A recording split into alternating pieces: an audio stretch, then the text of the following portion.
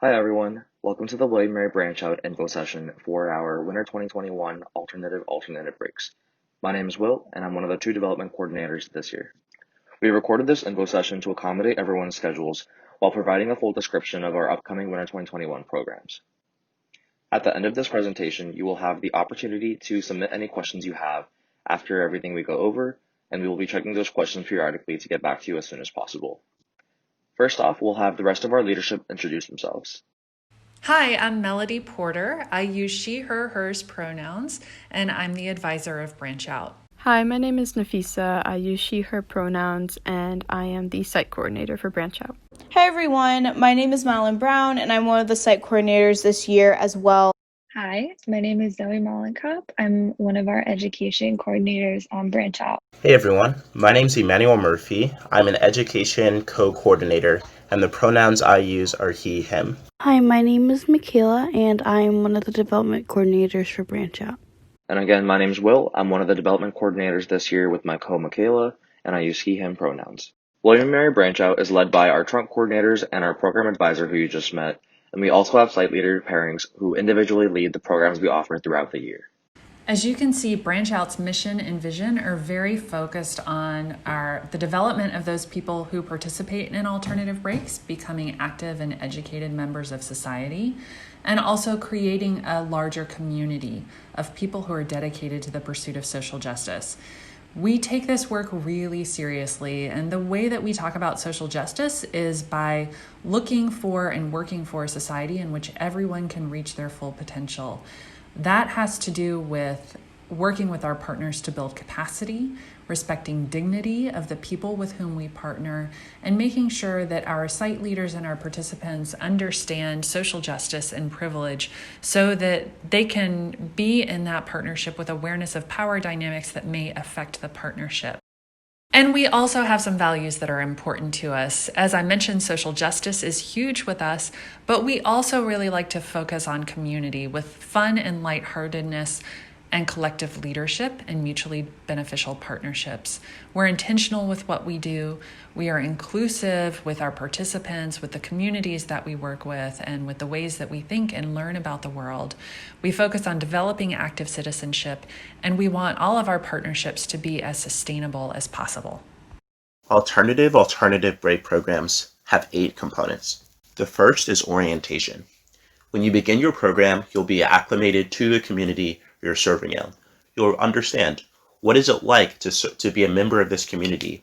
What are the issues that face this community to a day-to-day basis? Second is education. The educational component will teach you more about your social justice topic and teach you how that topic intersects with a number of other complex factors, such as how does my social justice issue affect poverty? How does my social justice issue affect racial minorities or gender minorities or orientation minorities? The third component of alternative breaks is strong direct service. Strong direct service means the work you do is tailored towards what the community needs and what they're asking for. This is so that we can maximize our impact because the members of the community know best how we can serve them. Fourth component of alternative breaks is full engagement. On your break, you'll be able to expect and trust that your fellow participants and your SL, your site leader, will be fully engaged the entire time, and you can count on them and rely on them for a very meaningful experience. The fifth component is training. The social justice work we're doing is tough and it's diverse, and given that, you'll need very specific skills to help you tackle the issue. We'll support you with training so that you have the skills needed and to be successful in your service. Component 6 is diversity and social justice. Diversity and social justice is about advocating for a world in which everyone is free to meet their fullest potential, regardless of their background. What that looks like on a break is engaging a diversity of learning styles, a diversity of thinking styles, a diversity of cultural backgrounds, and ethnic groups. Component 7 is reflection. Reflection is one of the best parts of your break. It's where you'll have the opportunity to recognize with your fellow participants, what are we learning? What are we experiencing? And what does that mean for me? What does that mean for my community and the social justice topic? The final component of alternative breaks is reorientation. Sometimes in service, there's a temptation to serve once, to leave that community and never serve again. But at Branch Out, we believe that it's when you incorporate your learning into your values and incorporate your service into your values that you can have a much longer term impact. And so that's the purpose of reorientation. It's to take the learning, take the experiences and the relationships you developed on your break and discover how to apply those to your local community, wherever that is for you. So I'm going to tell you all about our active citizenship continuum, which is a model that we use to look at the growth of someone who is involved in community issues and the way that person might understand their connection to those issues and their own community at large. Before we go through kind of the stages of the continuum, just a disclaimer that we talk about in our site leader class. The continuum looks like it's going one direction, but we acknowledge the fact that circumstances in one's life means that we might go backwards and forwards on this continuum, and that's okay. It's just a way to reflect on our own involvements in social justice issues in our communities and how we might become more involved. So first off, we have a member, just kind of relating this to us as college students. This might be a student who is just focused on other things besides doing service in their community. It might be student organizations, work, or family commitments. And like I was alluding to earlier, sometimes this is all one can think about. And next we have volunteer, who might be someone who is very dedicated to community service opportunities, but they haven't explored the questions about or underlying causes that create the need for their volunteer service work. And then we go on to a conscientious citizen, who kind of goes beyond this volunteer stage, is a volunteer who has begun to kind of look behind the curtain or ask why there is a need for this work to be done. And because they're asking why, they also seek out understanding of the root causes of the social issues that they're addressing in their service.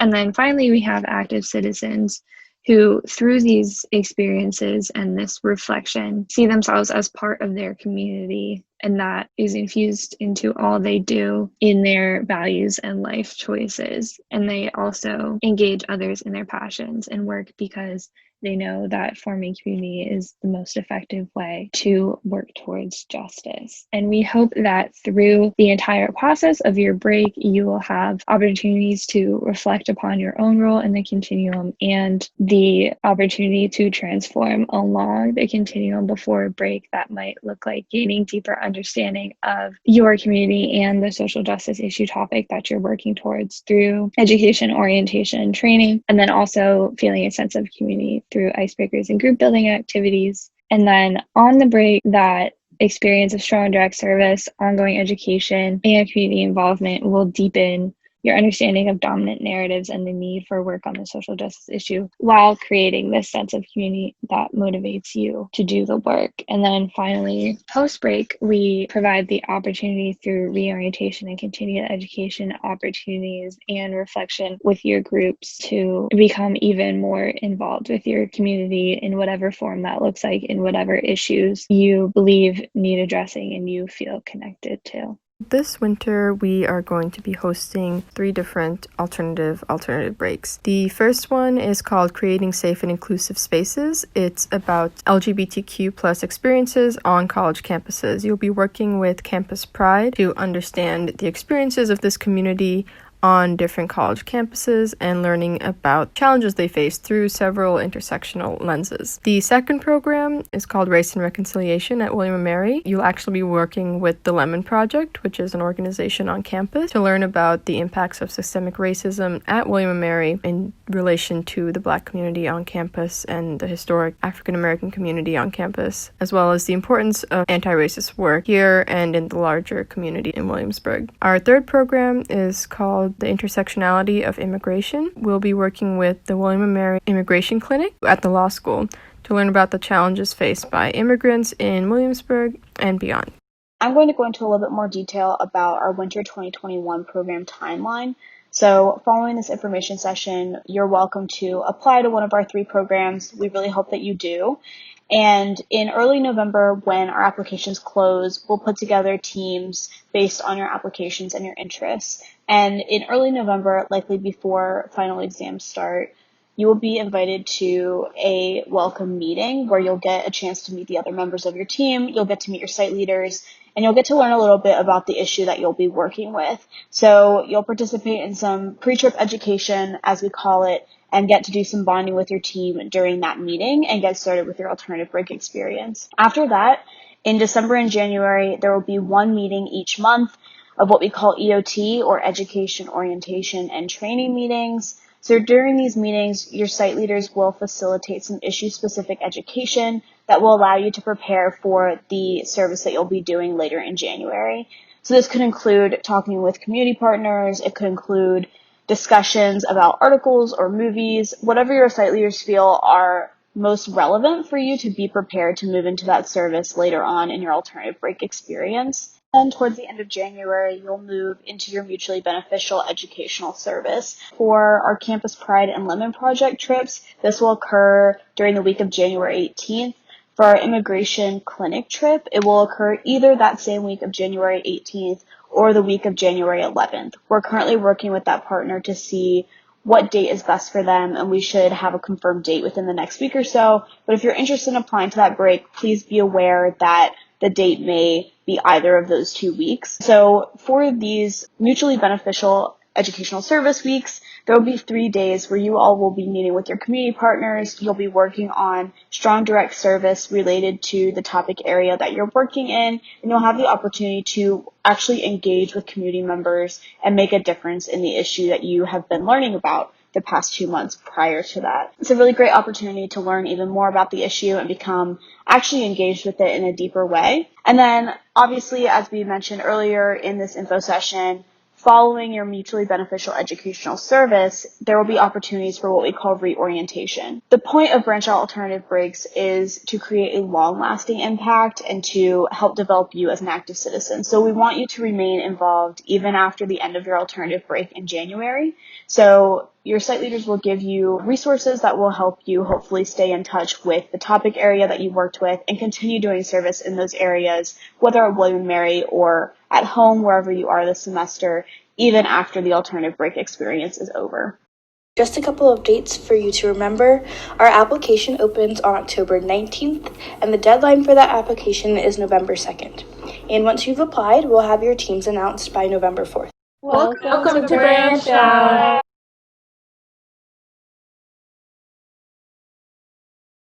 Thank you so much for watching. If you have any questions, feel free to email us or reach out through social media. We hope to see your application soon.